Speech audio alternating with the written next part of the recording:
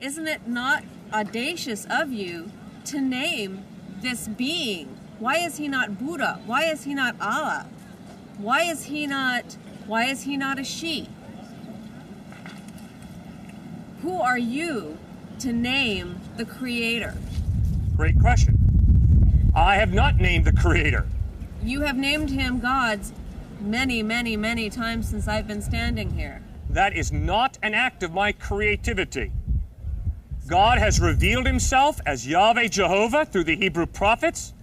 And when God wanted to reveal himself most clearly, he became a man, and his name was not Cliffe. His name was Jesus of Nazareth. That was the child of God. No, Jesus, not God. Jesus claimed to be God in human form. As according to something he told you personally?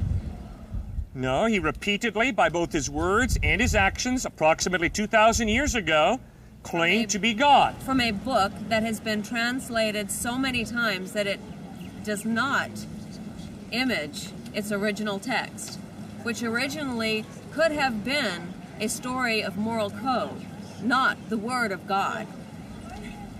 The New Testament that we have in English today. New Testament. That's right, the New Testament. The newest one is called the book. Where does it stop? 27 books from Matthew to Revelation that we know as the New Testament has not come down to us through the Latin Vulgate, the French and the Spanish, and other translations. The New Testament that we have in English today is based on over 5,200 Greek manuscripts or pieces of manuscript, dated from the 1st century through the 10th century. Ma'am, we don't have the New Testament through a bunch of different translations. Is it not translated by a human being, not in its original form? Many of the words cannot be directly translated. Well, Again, I had to learn it. Who's to say that it is not originally a storybook that we have decided, some people have decided to put into a position of the way you should lead your life and who you should bow your head to?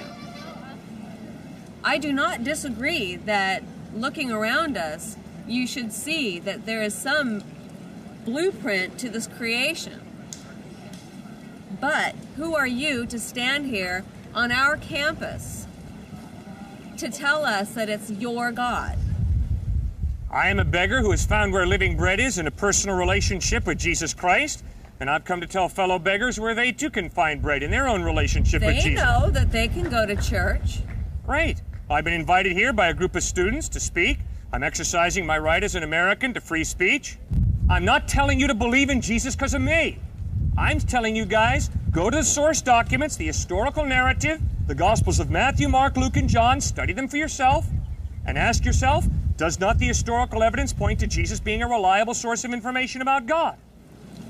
But in the history books that we study, you can go back to the places of history and you can see where these things occurred. Yeah. Can you do that with the Bible? Absolutely yes. Bethlehem, Nazareth, Jerusalem, Rome, Sea of Galilee, Sea of Tiberias, all of the Those are places. geographical I'm talking about names. the people involved in the Bible. I can find tombstones, I can find death certificates, I can find birth records. Well, good. You can find a lot of different people who wrote about Jesus of Nazareth. Josephus, the Jewish historian, Pliny, Tacitus, Suetonius wrote about Jesus of Nazareth. The Mishnah includes hostile references to Jesus. Then they knew him. Yes, they knew about him. No. I'm saying they knew him. No, they did not know him. Okay, then it's a hearsay knowledge. Matthew, Mark, John, Peter, James knew Christ, and they wrote about him. They wrote about a Christ. They wrote about the man they knew, Jesus of Nazareth, who they saw live, teach, die on a cross, and rise from the dead. Pardon? Are you sure it's not a storybook? Yes. Of morals? Yes, I am. How? Well, first of all, I apply 4 tests to any document that claims to be historically accurate. I never blindly accept any document as historically accurate. I hope you do the same. I hope you have your own tests. Yeah, I know how to, Good. I'm what are your educated. tests that you use to determine historical reliability of a document? What are those tests? I don't do that. I don't go into historical reliability. I'm asking you. I thought you just said you do that. No, I do check the reliability Good. of a How document. do you do that? How do you check the reliability of a document? Based on its authorship, based on the authorship's background. There's a number of different ways of finding out whether or not what something says is full of bullshit or not. There's a scientific method for one. What's the scientific method? How do you scientifically determine whether Napoleon fought the Battle of Waterloo? How do you scientifically determine whether Lincoln was assassinated by John Wilkes Booth? How do you scientifically determine whether Washington was inaugurated first president of the United States?